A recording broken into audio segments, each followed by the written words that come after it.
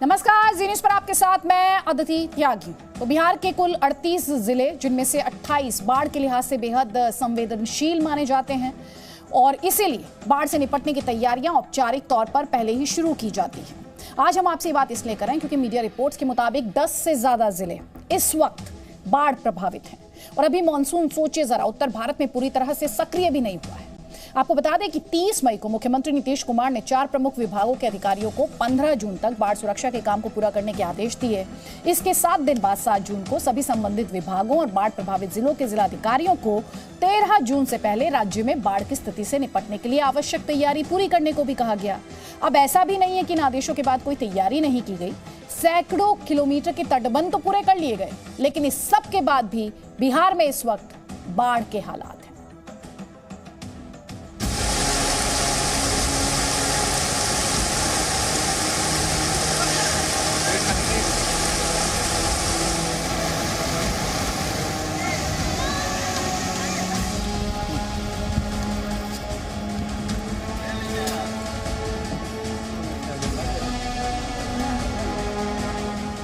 Drone से ली गई इन तस्वीरों में आप बिहार के मुजफ्फरपुर का हाल देख रहे हैं। तटीय इलाके में बने हुए घर मकान अब किसी टापू में तब्दील हो गए हैं और नदी का पानी आसपास के पूरे इलाके में पहुंच गया है और पानी का स्तर लगातार बढ़ता जा रहा है। मुजफ्फरपुर के इस इलाके में करीब 50,000 लोग रहते हैं जो इस वक्त बाढ़ में फंसे हैं। कई घरों में बाढ़ का पानी भर गया, खाने का सामान तक नहीं बचा।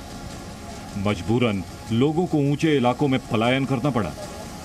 वहीं कुछ लोग ऐसे भी हैं जिन्होंने पक्के मकान की छत पर शरण ली है।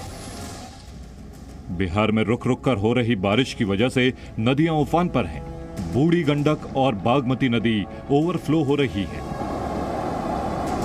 बागमती नदी खतरे के निशान से 1.5 मीटर ऊपर बह रही है।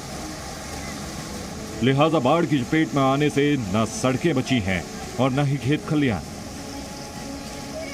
एक दिन का हाल हो तो कोई झेल भी ले, लेकिन जब हफ्ते भर इसी तरह से रास्ता पार करना पड़े तो गांव शहर को जोड़ने के लिए सड़कें तो बन गई, लेकिन बारिश में इन सड़कों की ये तस्वीरें दिखाई देगी मालूम नहीं था।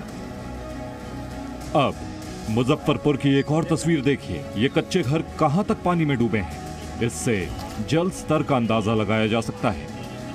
इनके चारों तरफ पानी है, घर पानी से घिरे हुए हैं, इससे इनके ढहने का खतरा बढ़ गया है। मुजफ्फरपुर के ग्रामीण इलाकों में बाढ़ से बुरा हाल है। पानी का बहाव कितना तेज है ये आप देख रहे हैं और ये पानी इतनी ही तेजी से गांव के गांव अपनी चपेट में ले रहा है।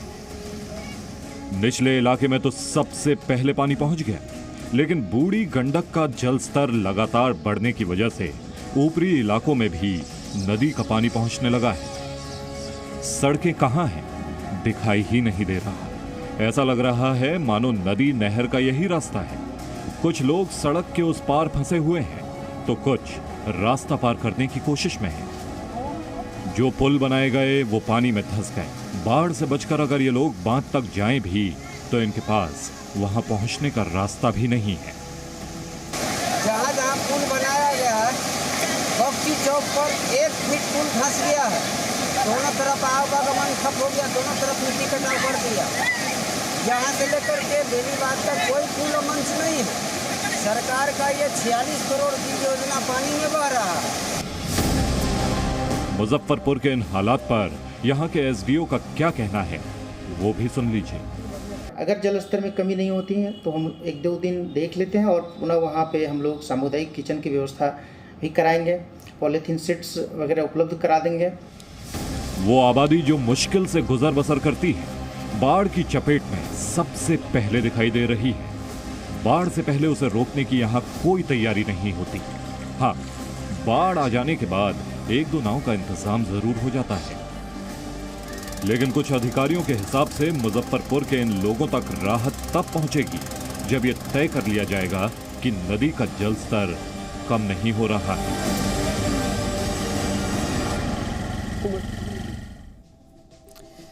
यहाँ पर बिहार सरकार के बाढ़ से निपटने के दावे और उसकी तैयारियां जो भी हों, जैसे भी हों, लेकिन हकीकत यह है कि गोपालगंज के गांव और सीतामढ़ी नेशनल हाईवे 104 बाढ़ की चपेट में है। आपको बता दें, नेशनल हाईवे बिहार के 2 जिलों को जोड़ता है। किस तरह के हालात हैं, क्या तस्वीरें हैं और लोग क्या कह रहे हैं, इस रिपोर्ट में देखिए।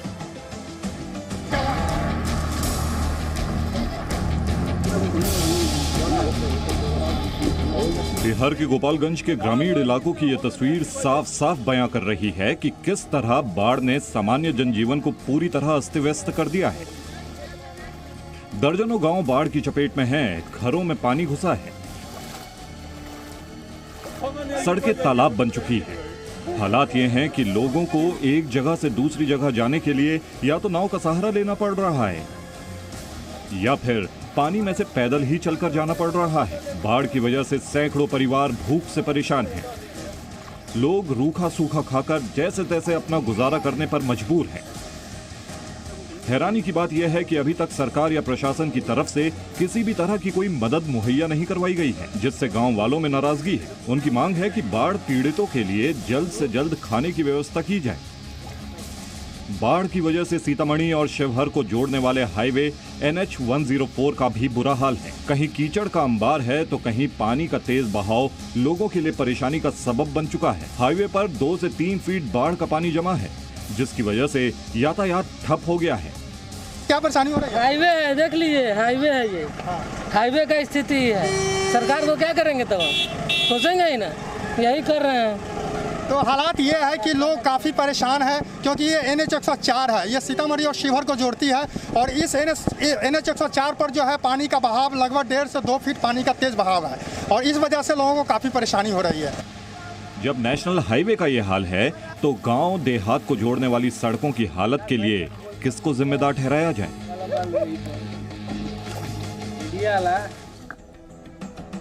हम आपको लगातार ये तथ्य बता रहे हैं कि किस तरह हर साल बिहार के करीब 28 जिले बाढ़ से बुरी तरह प्रभावित होते हैं।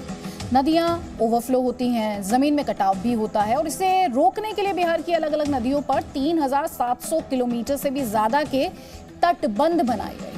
लेकिन सोचिए, बावजूद इसके नदियों का पानी रिहायशी इलाकों तक चला जाता है। बिहार के बगहा में बाढ़ से ये हालात हैं कि जब वहां SDM स्थिति की जानकारी लेने के लिए पहुंचे तो उन्हें खुद बैलगाड़ी पर सवार होकर जाना पड़ा।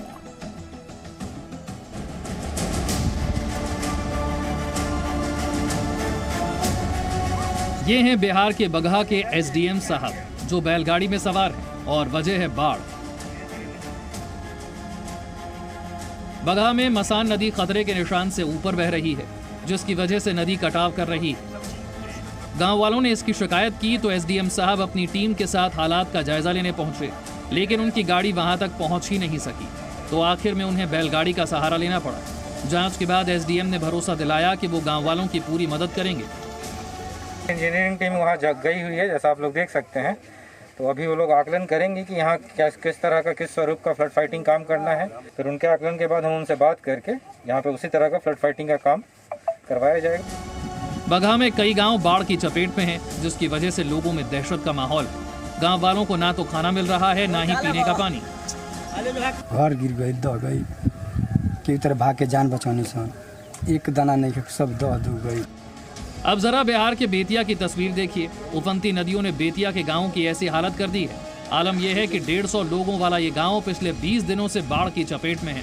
तबाही का ये मंजर देखकर आप अंदाजा लगा सकते हैं कि बाढ़ की वजह से यहाँ लोगों का क्या हाल होगा। पानी ने सड़कों का जैसे वजूद ही खत्म कर दिया है। लोगों के पास नाव में सफर करने के अलावा कोई चारा नहीं बचा, और इस बात का निजी नाव वाले पूरा फायदा उठा रहे हैं। लोगों को महज 3 किलोमीटर दूर जाने के लिए 40 से 50 रुपए किराया देना पड़ रहा है। सरकार की तरफ से कोई व्यवस्था नहीं है। कहीं भी आने जाने के लिए नाव ही एकमात्र सहारा बन गई है। लोग प्रशासन से मदद की गुहार लगा रहे हैं, लेकिन सरकार और प्रशासन चुप्पी साधे हुए हैं। मई जून के महीनों में मुख्यमंत्री नीतीश कुमार ने संचार नेटवर्क को मजबूत करने के आदेश दिए थे, ताकि लोगों तक जरूरी जानकारी और सूचना पहले ही पहुंचा दी जाए। जल संसाधन विभाग 72 घंटे पहले सटीक पूर्वानुमान जारी करने के लिए एडवांस तकनीक की मदद भी ले रहा है।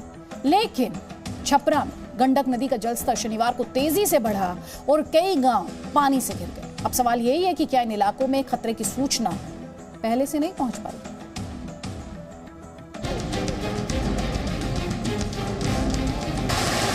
बिहार का सारण जिला बाढ़ के संवेदनशील जिलों में गिना जाता है और सारण में आने वाला छपरा शहर इस वक्त बाढ़ से बुरी तरह प्रभावित है, खासकर ग्रामीण इलाके। पानी का स्तर इतना ज्यादा है कि अब नाव ही एकमात्र सहारा बची है। नेपाल की बारिश बिहार के कई इलाकों में बाढ़ की वजह बन रही है। वाल्मीकि नगर बैराज से पानी छोड़ा गया और गंडक नदी उफान पर आ गई, जिसके बाद नदी की जद में जो कुछ आया वो या तो डूब गया या किसी टापू में तब्दील हो गया। जानकारी के मुताबिक छपरा के तटीय इलाकों के सैकड़ों गांव में नदी का पानी पहुंच गया है। हालात यह है कि अब लोग बचा कुचा सामान लेकर ऊंचाई वाले इलाकों पर जा रहे हैं। हम लोग का समस्या यही है कि बताइए कि यहाँ पर हम लोग कैसे बिताएंगे। सरकार हम लोग का क्या व्यवस्था दे रहे हैं बताइए। हम लोग गरीब हैं तो हम लोग का व्यवस्था क्या है। गांव को जोड़ने वाली कई सड़कें तेज बहाव से धंस गई हैं। सड़क संपर्क पूरी तरह ठप है। ये हाल रातों रात का नहीं बल्कि पिछले 7 दिन से नदी का जलस्तर धीरे धीरे बढ़ रहा था, लेकिन शनिवार को जलस्तर में अचानक बढ़ोतरी हुई और पानी बर्बादी का सबब बन गया। मोतिहारी में भी स्थानीय नदियों का उफान लोगों की मुश्किलें बढ़ा रहा है। तेज बहाव के बीच यहां 2 लोग नदी में गिर गए, जिसके बाद पुल के ऊपर खड़े लोगों ने किसी तरह दोनों की जान बचाई। मोतिहारी बिहार के पूर्वी चंपारण जिले में आता है, जो कि बाढ़ के लिहाज से अति संवेदनशील जिलों में है। बिहार के जल संसाधन विभाग के मुताबिक इस वर्ष बाढ़ से बचाव को देखते हुए कुल 298 योजनाओं पर काम शुरू हुआ, जिनमें से 150 से ज्यादा तो पूरी भी हो चुकी है। बावजूद इसके संवेदनशील इलाकों में कोई तब्दीली दिखाई नहीं दे रही। तो जरा सोचिए कि जुलाई की आखिर तक यहाँ क्या हाल होगा। Presenting V News app available on Google Play and App Store. Download it now.